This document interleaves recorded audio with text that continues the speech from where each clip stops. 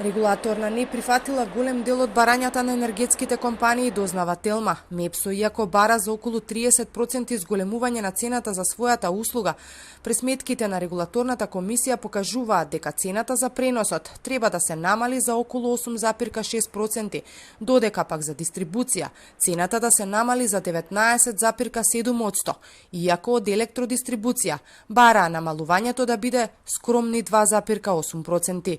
Со ваквите одлуки, очигледно е дека ќе се компензира зголемувањето на ДДВ-то за струја од 5% по нова година. Со сите овие параметри, најверојатно цената на струјата за домакинствата по нова година ќе остане иста, но регулаторната комисија конечната одлука ќе ја донесе дури утре, кога и енергетските компании имаат право на жалби.